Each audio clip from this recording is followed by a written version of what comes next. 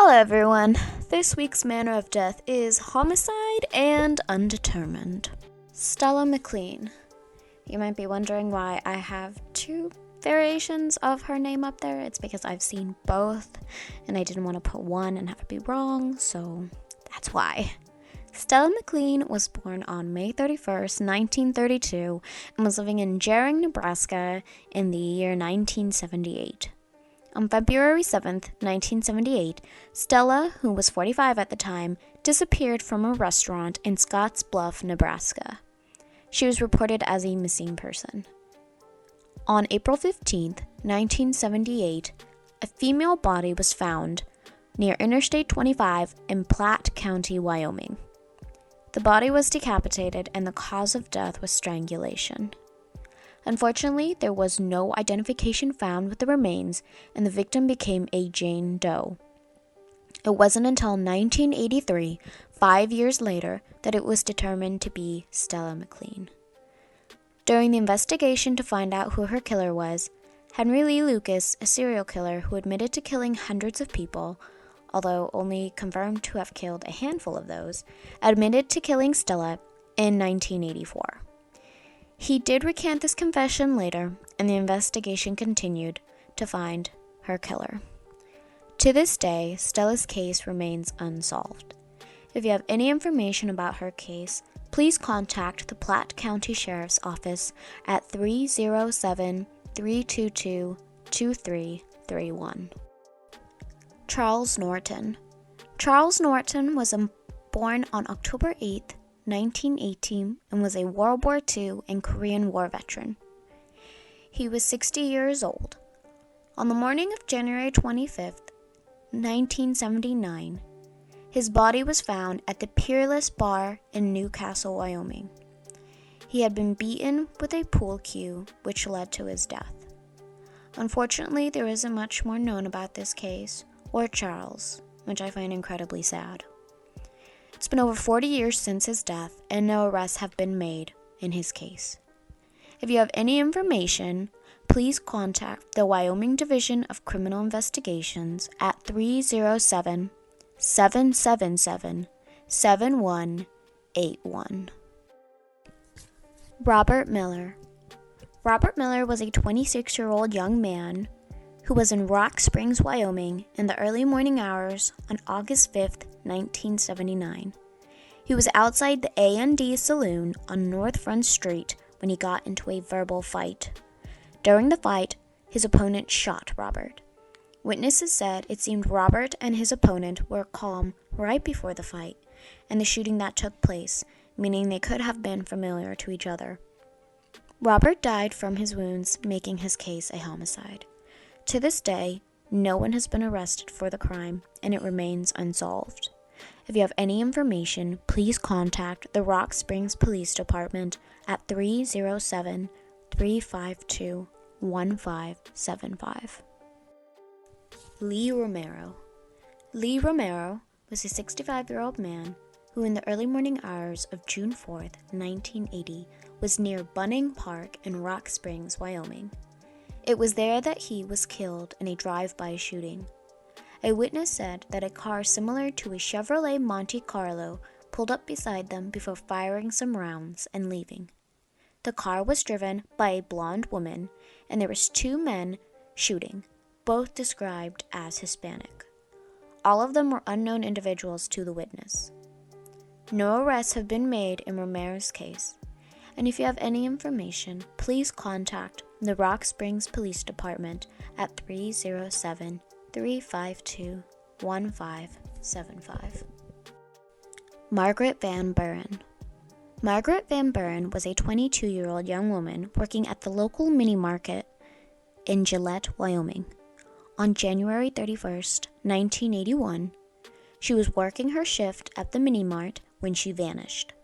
Her purse was left behind with her wallet and personal items. The phone in the store was left off the hook, and her truck was still in the parking lot. Some people thought maybe she had skipped town, but a lot of them found it suspicious, as Margaret was known for being dependable. And why would she leave all her stuff behind? That doesn't really make a lot of sense. It was 2 years after her disappearance, in 1983, that her remains were found. She had died in a field south of Gillette, alone and cold, in the winter. It has been almost 40 years since her death, and her case still is unsolved. If you have any information about Margaret's case, please contact the Campbell County Sheriff's Office at 307-682-7271. L.G. Strowbridge. L.G. Strowbridge was a 55-year-old man who was living a transient lifestyle and had been traveling east to Michigan. On July 1st, 1981, he was found killed under a lane of the I-80 in Rock Springs, Wyoming. L.G. suffered trauma, and his cause of death was strangulation. His case has been unsolved since then, and no arrests have been made. If you have any information about L.G.'s case, please contact the Rock Springs Police Department at 307-352-1588. Belinda May Grantham. Belinda May Grantham was a 20-year-old woman, and she was last seen alive at the Natrona County Fair in Casper, Wyoming. On August 6, 1981, she was found in the North Platte River near a bridge in Glen Rock, Wyoming. She was found with a rope tied around her neck, and it was attached to a rock. She was also strangled. There is not much else known about her case. After 41 years, Belinda's case remains unsolved. If you have any information about Belinda's case, please contact the Converse County Sheriff's Office at 307-358-4700. Jackson County John Doe. Jackson County John Doe is how I will address this victim that has remained unidentified since the time of their death. On October 8, 1988, Jackson County John Doe was found on Platte River Road, 17 miles north of Walden, which is in Jackson County, Colorado. He had suffered multiple gunshot wounds to the chest and back, and also a single gunshot wound to the head. You may be wondering, if this victim was found in Colorado, why would I include it in a video about Wyoming cold cases? Well, during the investigation of this case, it is thought that this John Doe was killed in Carbon County, Wyoming, and was later dumped in Jackson County afterwards. For this reason, Carbon County is also involved in this investigation. John Doe was white, 140 to 150 pounds, described as having brown hair and brown eyes, was 21 to 31 years old. If you have any information about Jackson County John Doe's case, please contact the Jackson County Sheriff's Office at 303-723-4242 or the Carbon County Sheriff's Office at 307-324-2776. Kathleen Pehringer. Kathleen Pehringer was a 41-year-old woman that resided in Riverton, Wyoming. She was last seen at her home in a robe by her daughter who was on her way to school. After this last sighting, no one has seen Kathleen since. It's thought she left her home willingly, as there was no sign of a struggle or forced entry. She took her purse but left her car, so the theory is that someone she knew picked her up that day. Kathleen would be 73 years old today, if she was alive. She is described as Caucasian, with brown hair and brown eyes. She is 5 foot to 5'2" and 110 to 130 pounds. She wears glasses and also has pierced ears. If you have any information about Kathleen or her case, you can contact the Fremont County Sheriff's Office at 307-332-1000. Jackie McClean. Jackie McClean was a 47-year-old man who on July 13, 1990, was found near the mile marker 27 of Interstate 90 in Sheridan County, Wyoming. He had died of gunshot wounds to the head. Before being found in Wyoming, Jackie was last seen in Rapid City, South Dakota. He was intending to travel to Hill City, South Dakota. which you can see is quite close to Rapid City. So, somewhere down the line, he was murdered and then taken to Wyoming, or taken there first and then killed. It's been over 30 years since his death, but Jackie's death remains unsolved.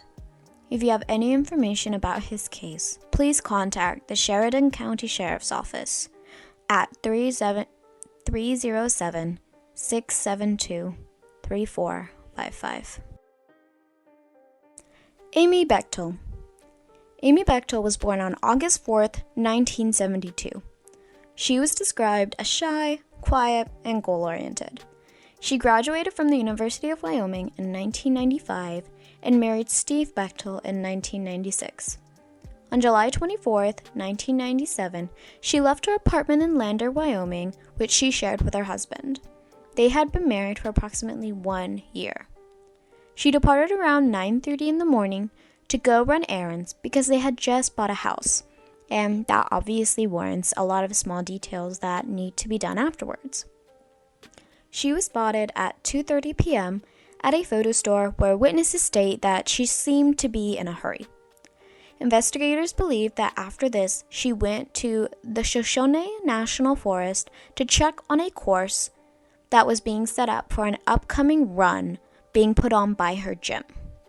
The last sighting was of her running on Loop Road, which is near the Shoshone National Forest. After this, she was never seen again. Her husband wasn't overly concerned about Amy until 10:30 p.m. when he notified the police. They found her white Toyota station wagon abandoned along Loop Road. Her keys, $120 sunglasses, and a to-do list were located in the car, but her wallet was missing. There was no indication of foul play at the scene. Her husband, Steve Bechtel, was of interest, and the police searched his journal, which contained a poem about murdering someone and hiding their remains. It wasn't a good look for him. A woman that was camping in Shoshone Park noticed a truck that matched the description of Steve's the same day Amy went missing.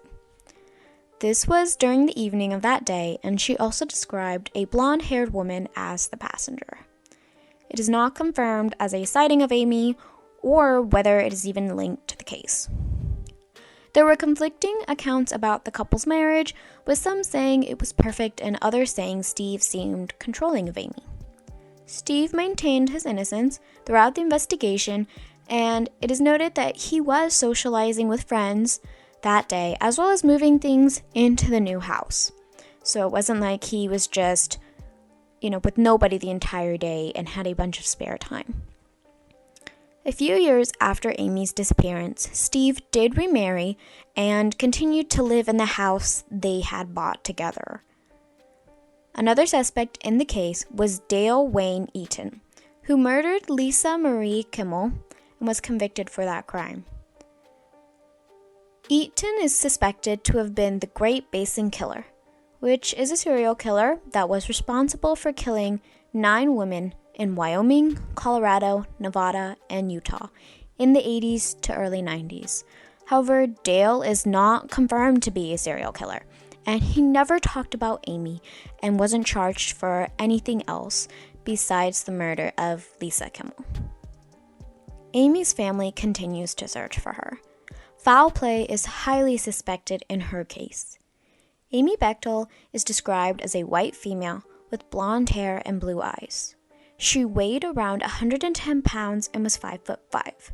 She was 24 years old at the time she went missing and would be 50 years old today. If you have any information about Amy's case, please contact the Fremont County Sheriff's Office at 307-332-1000. Larry Peterson. Larry Peterson was a 52-year-old man living with his wife in their home, as well as having a separate cabin 15 miles west of Wheatland in Platte County, Wyoming. So they had their own residence in town, and they also had a cabin separate, further out. He was described as loving, a family man, and someone who wanted to live out in the wilderness. In 1998, They found the cabin, and Larry worked hard to renovate it any chance he could. June 4th, 1999 was an average day where Larry came home from work and then left to go to the cabin. When he didn't return by midnight, his wife went to the cabin herself to look for him because she was worrying. There she found Larry, shot and deceased. It is suspected that he may have been a victim of robbery, although how anyone knew about the place, as it was so remote, is an interesting thought. Maybe it was someone he knew. Regardless, Larry's case is still unsolved and it needs new information. If you have any, please contact the Platte County Sheriff's Office at 307-322-2331.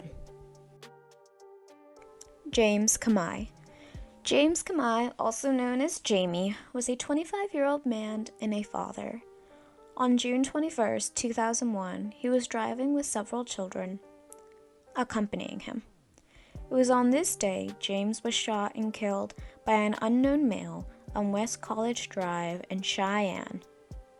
It's thought that James might have been in a road rage incident with someone when he was killed. Witnesses said that there are 3 cars of interest in this case.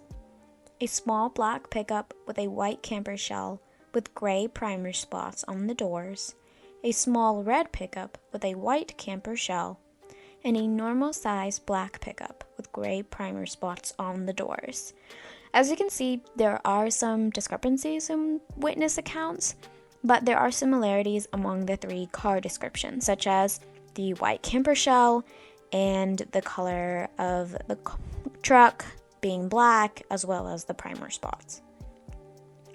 I think it's terrible that someone put children through this traumatic event and made it possible for James to be there for his children. I don't really understand why people get so upset when driving and how they can get to the point of road rage. The fact that they carry weapons is even more frightening. This trigger-happy person is still out there, and James's case remains cold. If you have any information about his case, please contact the Laramie County Sheriff's Office at 307-633-4700. Daniel Moser. Daniel Moser, also known as Danny, was a 27-year-old young man who was a father and husband. On October 20th, 2001, in the early morning, a Mills police officer was patrolling when he saw someone lying on the ground in the parking lot of the Wagon Wheel Roller Skating Rink at 305 Van Horn Avenue in Mills, Wyoming. That person on the ground was Danny Moser. He had sustained severe injuries and was taken to the hospital where he eventually passed away from his injuries. There was a sighting of Danny and Casper at the Cattleman's Bar, which is also known as the Wonder Bar, before somehow making his way to the skating rink. It is thought that he might have been struck by a car due to his location and injuries. Also, Danny's family, I believe it's his daughter, specifically has made a Facebook page dedicated to his case. If you'd like to check that out, I'll link it below, and I recommend you do. If you have any information about Danny's case, please contact the Wyoming Division of Criminal Investigation at 307-777-7181. Shawny Smith. Shawny Smith was a 32-year-old woman and a mother of 2. She was living in Cheyenne, Wyoming in 2003. In February of 2003, her body was discovered by a farmer in his field in Weld County, Colorado. She was very drunk and was brutally beaten and raped. It's thought she died of her injuries and exposure. There is little information of Shawny's case, and not much has been updated in the last few years. There have been no arrests in the past 19 years. If you have any information about her case, please contact the Laramie County Sheriff's Office at 307-633-4700. Hey everyone, sorry this video is a little late. Thank you for listening all the way to the end. If you did, thank you for all the support you've been giving me by watching and subscribing and liking. I really do appreciate it. I may have a mini vid coming out later this week, but I don't know for sure just because of my schedule and everything. Regardless, I'll see y'all next week. Bye-bye.